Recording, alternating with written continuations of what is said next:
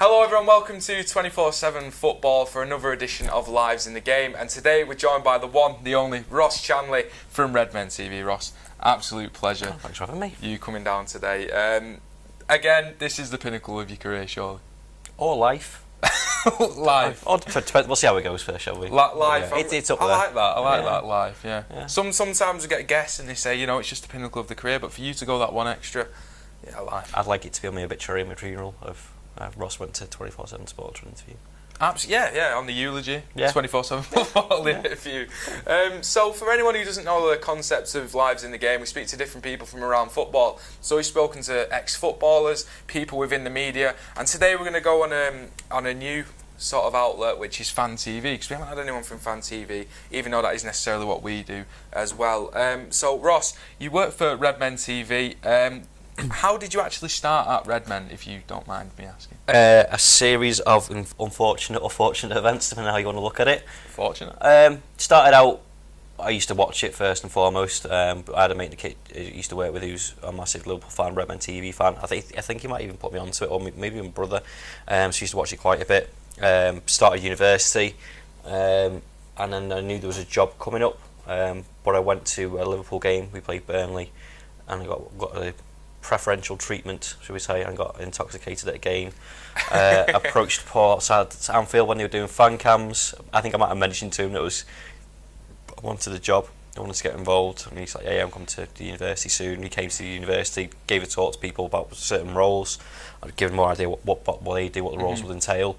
Did the interview process. I actually applied for two roles, and ended up with both of them.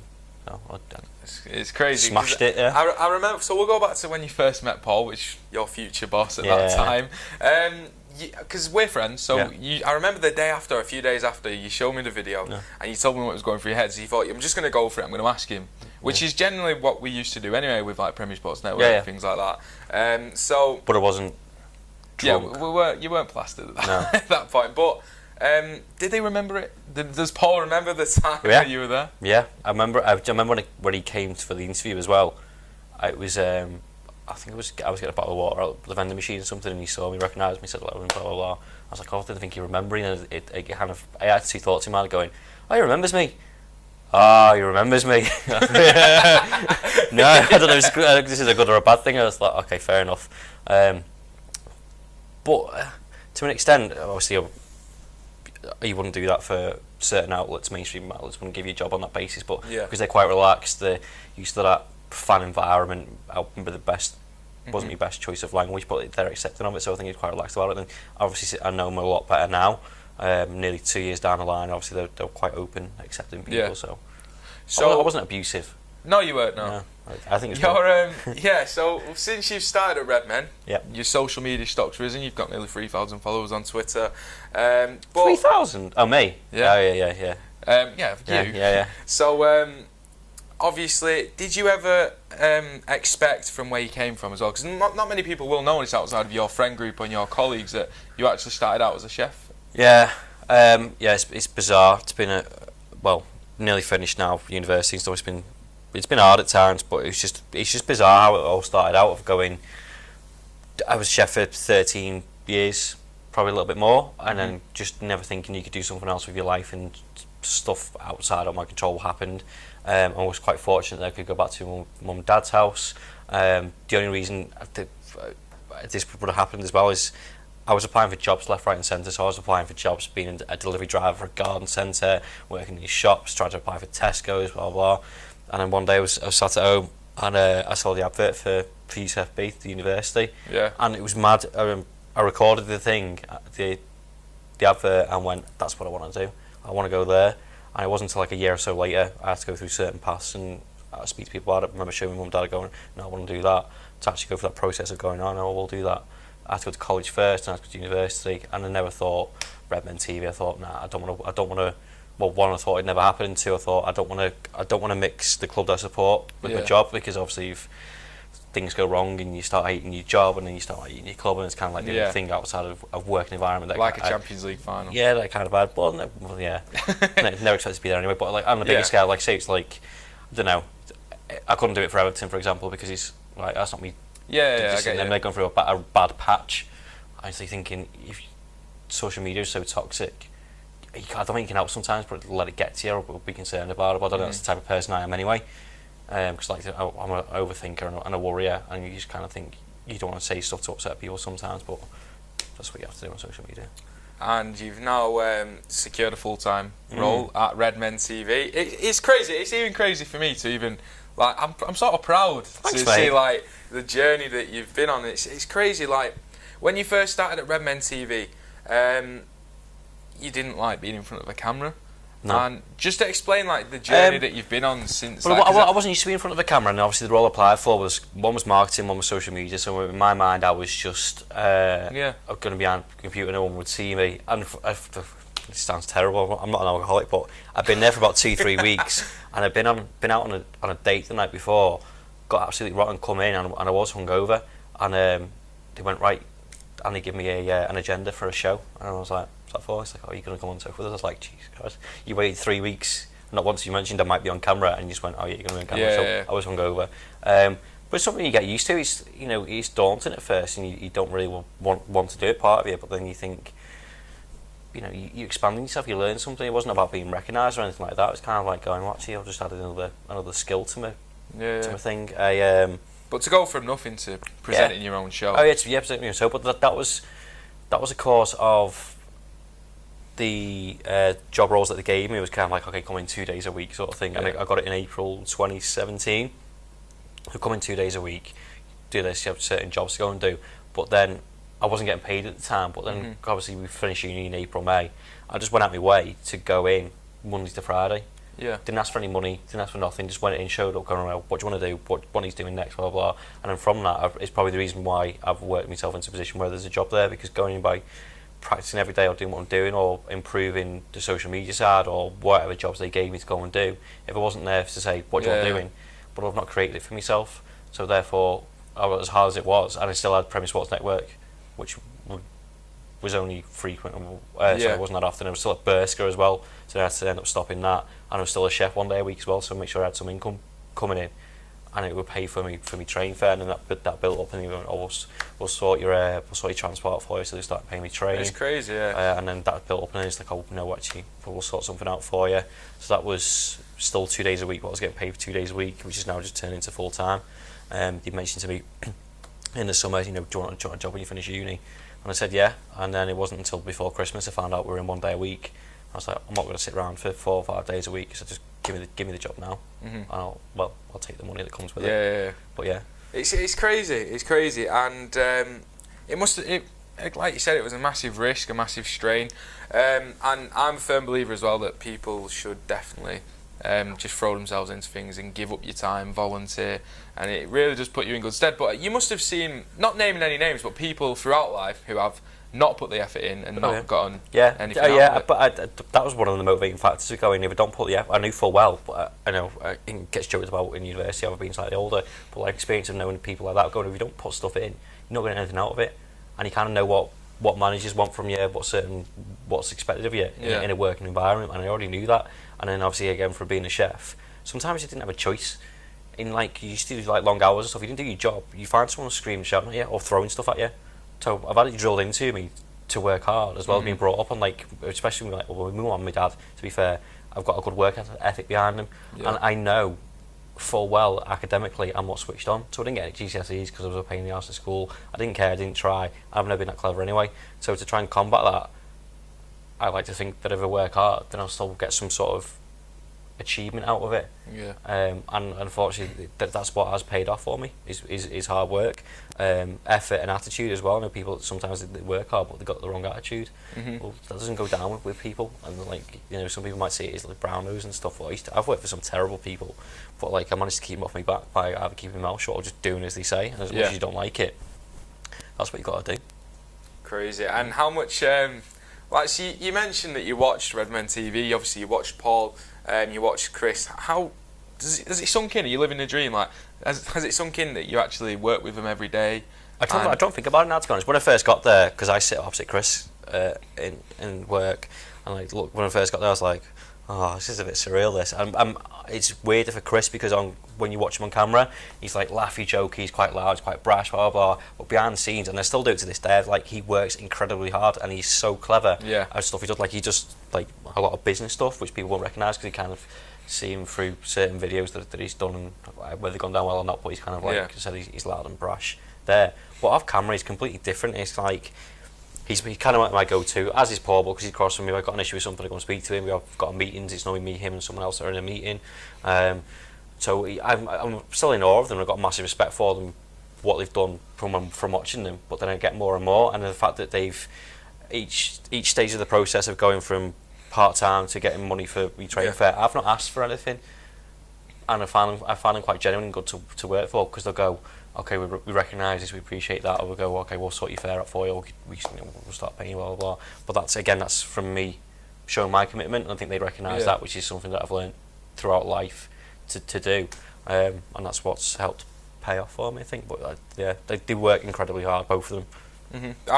As do you all do. Yeah, and the other two lads, Tom and Ty, in production as well. Like, honestly, there's times where I have to do proper long hours and stuff, and they work hard, and they got short space to turn around videos, especially when, like, say, Liverpool playing 2 days a week.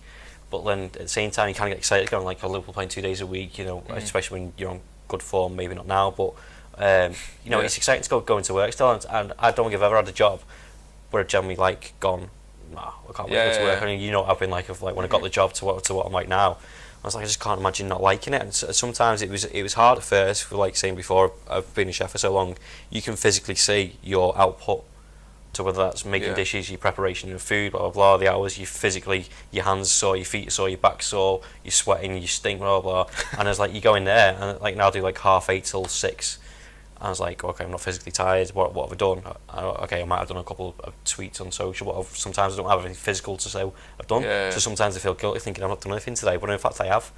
So finding that, even 2 years later, I still find hard to get used to. But then I question myself, I said before, about worrying, self-doubt and overthinking of thinking, is that what they're thinking, that I haven't done anything? And not once have they said anything to me, and if I wasn't pulling my weight, they'd have told me so. Yeah, and so what would your advice be to anyone who's watching this that is thinking, you know what, I want to break into that media industry, or I want to go into fan TV? What would your advice be to someone who's trying to break into writing, video, something like that? Well, particularly for us, we're obviously always taking on writers and stuff, and obviously the stuff's good enough. I'll there you go. I'll publish it. Email me. I'll put his email in the link below. Put my Twitter link in. Twitter link as well. It's just exactly what I've done. Like I said, I know I'm not the smartest person, but like I said, I put myself out there, and people see commitment and stuff. They'll give someone a chance, and particularly in fan media where the money's not right. If you can go to the BBC, again, someone else, ITV maybe, and say, I want to be an intern, you end up making cups of tea for 200 people all day and you won't get anything done. But you say like a fan TV channel where the investment and the money isn't there, of going, I want to come and help out, and it's like, we're going through the process now, just taking on some more students, and there's certain criteria they want to fill, so we want them to be there 2 days a week, and which sometimes, you know, is a lot to ask because they're not getting paid for it. But again, you know, if someone says, like I did, you know, there's your chance, go and take it, and you're exactly the same, go and do that. Well, if you don't, then you find yourself behind everyone else. There's loads of people we go to university with that are smart, switched on, and work hard. They're your competitors at the end of the day. And if you don't, you turn around and say something, okay, you might not be ideal, or you might think when you start university, okay, I want to work for Liverpool Football Club or Manchester United or Manchester City. You can't. You have to go through the stages of the process. I didn't go straight from being a chef to a sous chef, which is second in rank, by just turning up. That's 10 years of work behind it. It's a long process. So just take any opportunity you can get, which I know is cliche, but there's loads of stuff you can go and do which has relative experience. So like, say you ask to go filming badminton, you think, I don't want to do badminton, but if you want to do editing and production and filming, you still gained experience in going to you're not going to start a Premier League. Exactly, that's my point. No, but if someone gives you something, just take the opportunity, because you'll find the opportunities will start whittling down. And if you're going through, I don't know, say you're at university, or getting to your second and third year, going, what have you done? People going, oh, I haven't done anything. Well, then it hinders your chance of getting a job. Obviously, you're in the same as me, so you leave university, goes, well, I have a job, what have you done? Oh, nothing. Well, we got lists for a start. Let's do something independently. You work, and then you've got Ashton United as well. To an employer, that's you pulling your weight as well as doing university. Whereas people go, what have you been doing? No, I fully understand. I think that's the most important thing that we could ever. the most important thing that I try and convey when I do things like this is to when people do want to go into the media and stuff like that, and we're not sitting here and saying that we're professionals or we've got. Oh no. But I do feel like the hard work is the most important thing about getting. Sometimes it's who you know as well. If you've got contacts on the inside, then. Well, your mate's just Jamie Carragher now, so. Yeah, then you more often likely not get a job. But then there's on the other side, there's people that are dead clever, which I'm not, that will get first and achieve and do other stuff outside of university. That's just the route that I had to take because I knew that was one of my strengths was hard work. How have you found being in this, I'm going to say, social spotlight? You have been recognised and your Twitter followers have gone up, and a lot of what you do is reflected upon. So if you did a video on YouTube, it is commented on and things like that. So how did you find that?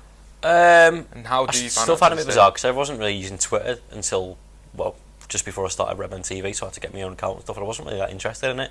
Redman was good because I can say stuff and people obviously don't know it's me, and I've had the other thing that's not worked out and stuff, but more often than not it's good. But then it's like that's a reflection on the business. That's what I'm there to. They employ me for that reason. My own one, I'm still not that bothered about it. I got recognised in Kasabian again. I was drunk. There's several pictures. So basically, if you get drunk around the Southport, but do you know what? I don't even drink that much, and that was good. And but I think he was a subscriber, so it's kind of that made me aware that you got to be on your best behaviour outside of work as well, because you don't know who's a subscriber and whatever. And it was good because he was like, I love the content and all the guys you were doing, and I'd go and tell people. It was a good feeling.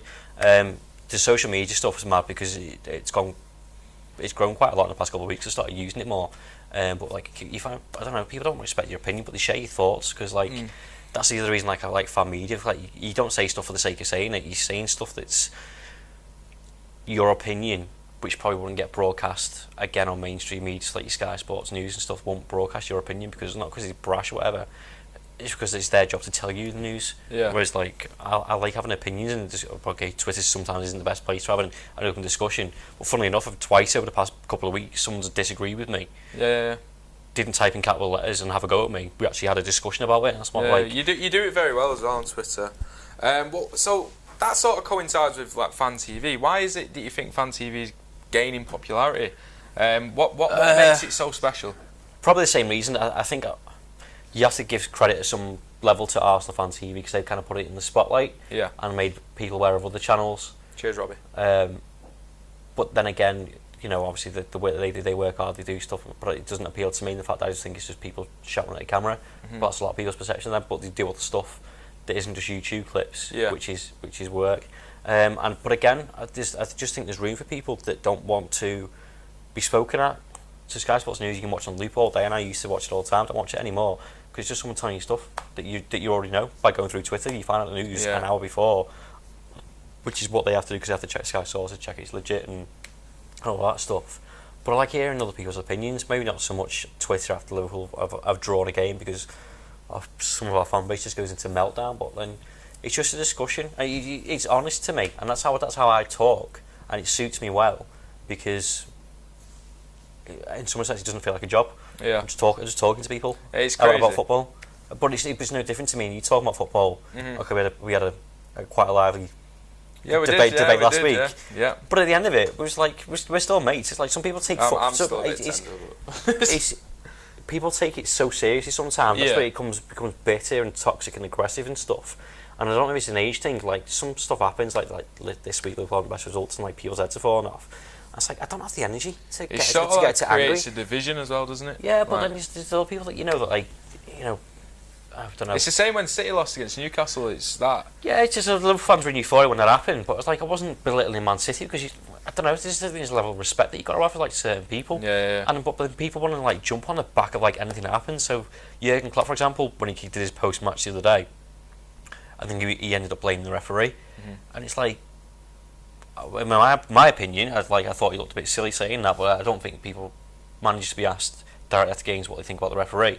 But then every fan's like, oh yeah, you're all this, you're all that, you're all that. And people are labelling whole fan bases because of what our manager said. Well, I don't have the same thoughts as Jurgen Klopp, so why are you having a go at me for? Yeah, I get it. Yeah. Obviously, Liverpool fans, there's certain connotations going to Liverpool fans, like, oh, you're all this, you're all that. Sal's diving, Sal's a cheat. Well, I've not dived. What are you having a go at me for? City fans, same with you. Okay, I didn't say you bought the league last season, but people are bitter towards Man City because, like, you bought the league, whatever. Well, hang on a minute. And I said this to you last week, going, you've got one of the best managers in the world, you've got some of the best players in the world, put money aside for a minute.